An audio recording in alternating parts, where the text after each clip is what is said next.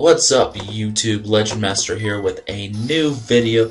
This time against a guy I've fought a few times before. Unfortunately, the video quality isn't the best this time, which is truly unfortunate. But I do have a piece of hardware I'm looking at getting that should let this be high definition, which will be really nice. Anyway, he leads off with his Snorlax, and I go right into Politoed because I want to get the rain up. This team really can't handle fire attacks very well. So the rain is key to this team.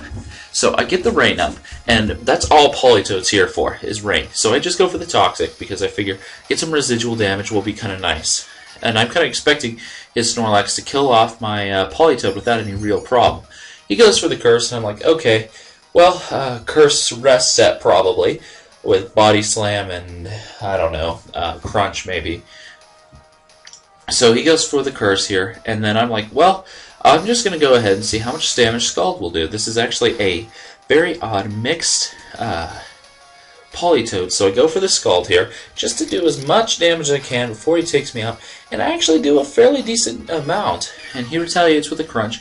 And to my surprise, we do about the same amount of damage, which really was making me go, how? Leftovers, of course, is on his side. I do not have leftovers on this Politoed. I actually have an Expert Belt, which sounds insane, but it actually does pretty well. So I just go for another Scald. I'm just trying to take down his Snorlax because I don't really want him to have this big tub of lard. Anyway, he goes for an Earthquake. I guess it's 3 attacks Curse set, because I'm sure it's got the Body Slam. This is my guess. Anyway, he goes for the Earthquake. It does good damage. It drops me down to a measly 106, but Toxic is racking up really quick now, and he's going to actually switch here, and I'm going to go for another Scald on the switch. He goes into Gliscor. I think he thought Scald was a physical attack or something. I don't know. That's my guess. Gliscor could have taken it a lot better if it was physical, but because it is a special attack, that's going to just completely flatten his Gliscor. He later on mentioned it was the first time he was using Gliscor, so I guess kind of makes sense that it would have a little bit of trouble.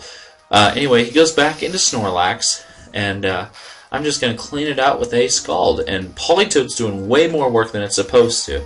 I didn't actually expect Politoed to do anything besides set up rain, and it took out 2 Pokemon, so I can't complain too much. But now he's going to go into Haxorus, and there's no way that I'm going to take a hit from a Haxorus.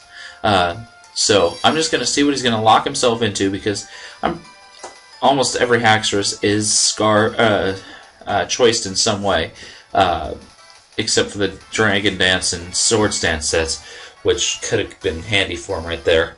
But I have fought this Haxorus before, so I'm fairly familiar with its set. But he locks himself into the Outrage, and so I'm just going to go into Ferrothorn, my Built Tough, and he's going to live up to his name right here. That's an Outrage from a Haxorus, and it does pretty much nothing after leftover recovery. And the Iron Barbs means he's doing just about as much damage to me as he is to himself, which is really nice. So he goes for another Outrage, and that's still going to do absolutely nothing, except it does a lot. A crit, of course, a critical hit. And I actually went for the Leech Seed this turn, trying to get it.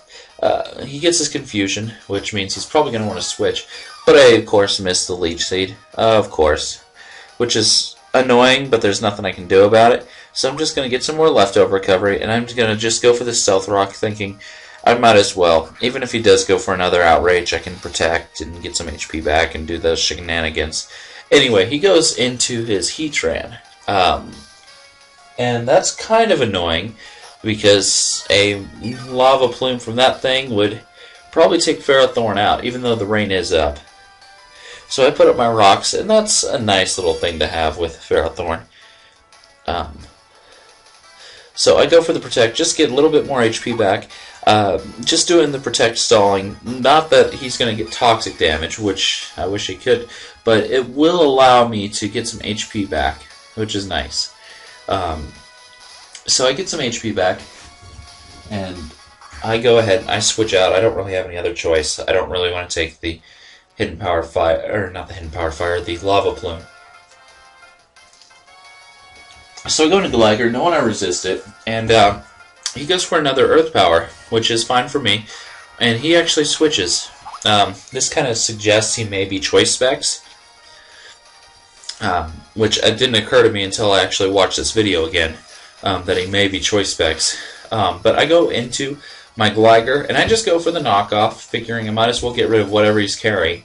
And I get rid of the Choice Band off of Metagross, which is awesome, because now his attack power is going to be much less. But I know it's probably got the Ice Punch if it switched into Gligar, so I'm going to switch out and go into Politoed as Death Fodder.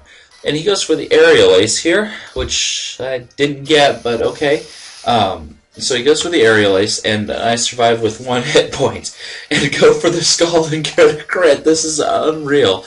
I really didn't expect Politoed to do that kind of damage, which is awesome. But he goes for the Meteor Mash, and that's going to finish off Politoed. But he did a ton of work, knocked out 2 Pokemon, wounded Metagross severely, got the Rain up, and just generally did awesome work. So I can't complain. And so I'm going to go into my Dragonite just to hit it with a Choice Specs Hurricane, because I know it's not going to enjoy taking that. And I might get a mini sweep with Dragonite. So I go for the Hurricane. It does just fine damage, and that's the end of Metagross. So things are looking pretty good for me. And he goes back into his Heatran. That's right, he goes into Heatran, and the rocks do some damage, and I'm going to actually switch here. Go into my Gligar. I know it's probably got the Hidden Power Ice if it came in on Dragonite, but I wanted to kind of see the defensive capabilities of Gligar even against super effective hits. And for being a super effective 4 times weak ice attack from a from